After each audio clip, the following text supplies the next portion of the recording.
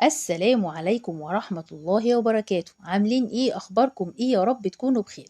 هنشرح النهاردة درس كرة السرعة. يعني ايه يا ميس كرة السرعة؟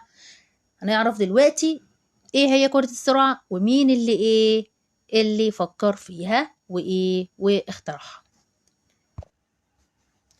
بدأ نشاط ممارسة هذه الرياضة عام 1960.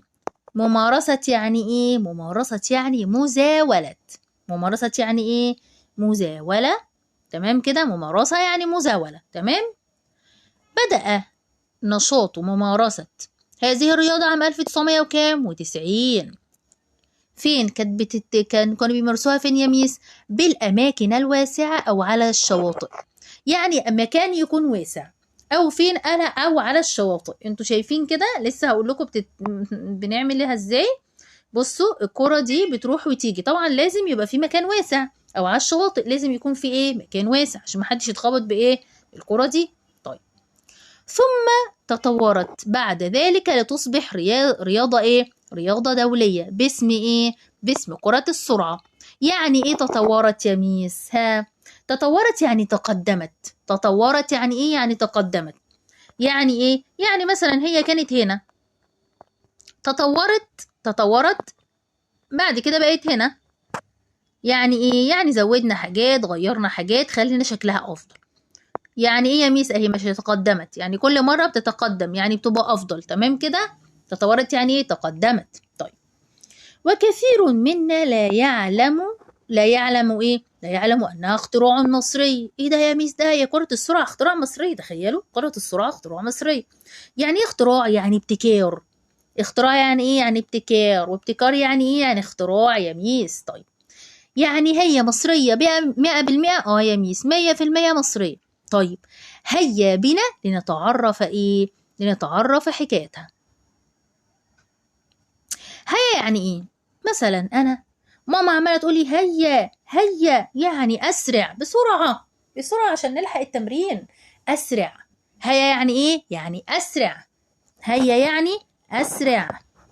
طيب، السؤال بقى لما انا اسالكم اقول لكم متى بدات ممارسه نشاط كره السرعه؟ امتى؟ هنقول يا ميس بدأ، هناخد من اول هنا. بص، مش هنقول متى. بدأت ممارسه نشاط كره السرعه وهنكتب اهي فوق اهي 1960. تمام كده. تمام. طيب، ايه اللي حصل بعد كده؟ كان محمد حسين لطفي ده كان رئيس الاتحاد الدولي لكرة السرعة عام 1960. يعني محمد لطفي يا ميس ده كان رئيس الاتحاد الدولي لمين؟ لكرة السرعة عام كام؟ 1960. هو الأصل في تاريخ الرياضة. مين الأصل؟ محمد حسين لطفي يا ميس. محمد حسين لطفي هو الأصل في تاريخ تاريخ هذه الرياضة. وتتلخص هذه اللعبة في بتتلخص في ركزوا معايا بقى، في تثبيت كرة التنس بخيط متين، وينتهي الطرف الآخر من الخيط بعقدة مالها متينة ومثبتة بعمود معدني ثابت على الأرض. تمام. أول حاجة هنعرف عقدة متينة يعني إيه؟ عقدة متينة هنعرف أول حاجة عقدة يعني يعني ربطة يعني، بس الربطة دي مالها قوية. متينة يعني قوية، ربطة قوية. تمام. لما نيجي بقى احنا هنعمل هنقول ايه بقى؟ لو جينا نوصفها هنقول ايه؟ هنقول تثبيت كرة التنس، اهي كرة التنس اهي، تثبيت كرة التنس بخيط متين. بصوا الخيط ده متين، بخيط متين. ماله الخيط ده؟ بخيط متين ينتهي الطرف الآخر. بصوا احنا عملناها ثبتنا كرة التنس دي بخيط متين، خلاص ثبتناها بخيط متين. تمام. طيب، وينتهي الطرف الآخر اهو، ده الطرف الآخر من الخيط بعقدة متينة. لازم العقدة اللي هي رابطة، هنا هنربطها، هنا رابطة، عقدة يعني رابطة، ربطت الحتة دي، بس رابطة مالها؟ رابطة متينة، يعني رابطة قوية. طب مثبتة فين الرابطة دي؟ مثبتة في عمود اهو معدني. طب العمود ده واقف على واقف او ثابت على الارض، لازم يكون ثابت على الارض. تمام كده. تمام يا ميس، وعرفناه. طيب، طريقة اللعب بقى. طريقة اللعب عن طريق ايه؟ عن طريق ضرب كرة التنس. نمسك المضرب ونضرب كرة التنس جامد بحيث تتأرجح. تتأرجح يعني ايه؟ ها، لما انا اقول لك مثلا انت ايه، انت قاعد مثلا على مرجحة، تمام، المرجحة رايحة وجاية بيك، صح كده؟ صح؟ يعني ايه؟ يعني يا مس بتتحرك وانا راكبها كده بتتحرك، تمام. المرجحة يعني تتأرجح، يعني ايه؟ تتحرك يا ميس، يعني الكرة رايحة وجاية، بصوا اهي رايحة كده وجاية كده عمالة تتحرك، اهي رايحة كده جاية كده عمالة تتحرك. يبقى ايه؟ يبقى بحيث تتأرجح وهي متدلية. متدلية يعني ايه؟ بصوا، مش هي جاية كده؟ متدلية يعني ايه؟ مش هي نازلة كده، صح كده؟ اه يا ميس. متدلية يعني نازلة او هابطة، اهي نازلة اهي، نازلة اهي، نازلة او هابطة لتحت، تمام كده؟ طيب، من الخيط في الاتجاهين وفقا لايه؟ بتتحرك في الاتجاهين، تمام كده، وفقا لقواعد يتم اختيارها. لا لازم يكون ليها ايه؟ اللعبة ليها قواعد، اه يا ميس ليها قواعد، تمام كده. طيب، وتتميز هذه اللعبة بإمكانية بإمكانية لعبها بشكل فردي أو زوجي. يعني إيه؟ يعني مميزات اللعبة دي، مميزاتها تتميز أو تنفرد. تنفرد يعني هي اللي إيه؟ اللي متميزة فيه إيه؟ تنفرد يعني لوحدها، تمام كده. طب بتنفرد بإيه أو بتتميز بإيه؟ بإنها ممكن تتلعب بشكل فردي، ممكن أنا ألعبها لوحدي، وممكن أو زوجي، أو ممكن ألعبها أنا وإيه وصديقتي، تمام كده. يعني إيه؟ بشكل فردي أو زوجي، تمام. طيب، هنا بقى لما نقول اذكر باختصار طريقة لعب كرة الإيه؟ السرعة، هنقول يا ميس الاختصار، هنقول دي طريقة لعب باختصار طريقة لعب كرة السرعة، هنقولها باختصار اللي هي دي عن طريق ضرب كرة التنس بحيث تتأرجح وهي متدلية، اهي من اول هنا اهي، وهي متدلية من الخيط في الاتجاهين وفقا لقواعد يتم اختيارها، تمام. طب بما تتميز كرة السرعة، هنقول تتميز كرة السرعة بإيه؟ ها، كرة السرعة بإمكانية لعبها بشكل إيه؟ بشكل فردي يا ميس أو زوجي، تمام كده. طيب، رغم مكونات اللعبة البسيطة، هي مكوناتها بسيطة، تمام، فإن كرة التنس كانت قابلة للتلف. يعني بإيه؟ يعني رغم إن مكوناتها بسيطة، بس كرة الإيه؟ التنس عاملة بتعمل إيه؟ قابلة للتلف. يعني إيه للتلف؟ الإفساد. التلف يعني إيه؟ الإفساد. زي ما كده مثلا يعني يبقى فيه طبق مثلا ايه؟ طبق مكرونه، طبق المكرونه ده حصل له ايه؟ انا سايبه بره مثلا، سيبته بره كده باظ، يبقى طبق المكرونه حصل له ايه؟ ها، خلاص ده ايه؟ ده باظ. زي كده للتلف.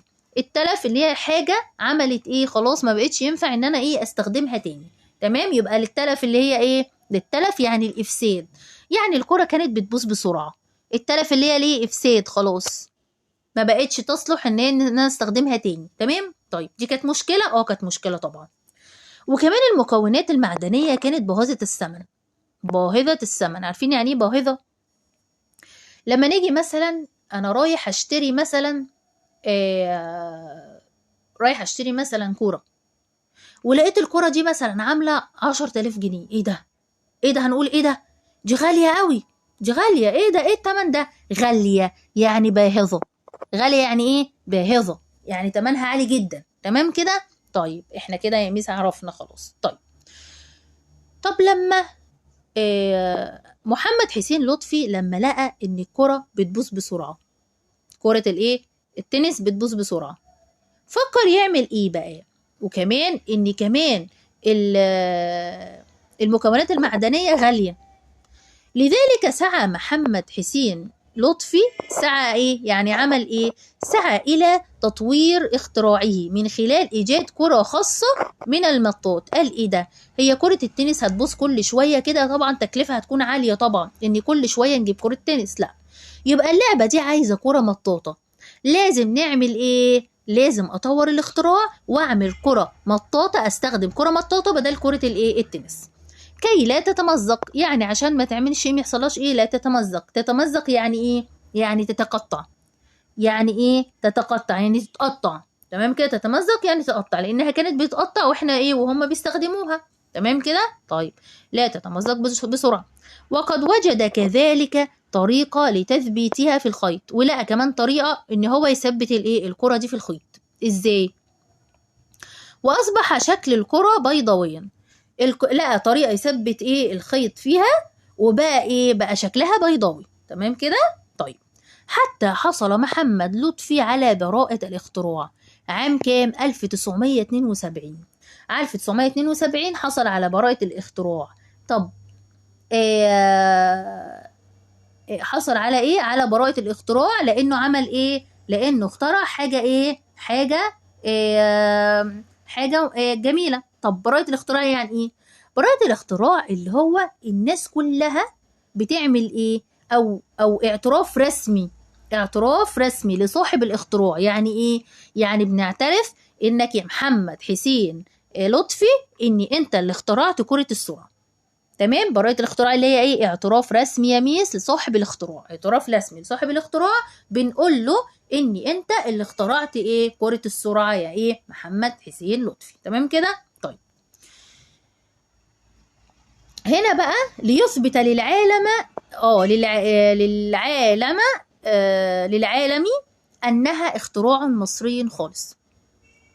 يعني بيعمل ايه؟ بيقول للعالم كله ان هي ايه؟ ان دوت اختراع مصري. طب طيب يا ميس، يعني ايه يثبت؟ يثبت يعني يؤكد. تمام. يثبت يعني يؤكد، بيأكد الايه؟ بيأكد ان الاختراع ده اختراع مصري، بيأكد ان الايه؟ الاختراع ده اختراع مصري. تمام. طيب، أما أسأل سؤال وأقول ما الدوافع التي جعلت محمد حسين لطفي يسعى لتطوير اختراعه؟ إيه اللي خلى محمد حسين لطفي يطور اختراعه؟ ليه؟ هنقول لأن أهي كرة التنس كانت قابلة للتلف. كرة التنس مالها؟ كانت قابلة للتلف، كما أن المكونات المعدنية باهظة الثمن. هناخد الإيه؟ الجزء ده. تمام كده؟ طيب، متى حصل محمد لطفي على براءة اختراع لكرة السرعة؟ نفكر بقى. إمتى؟ عام 1972 يا ميس. برافو عليكم. طيب،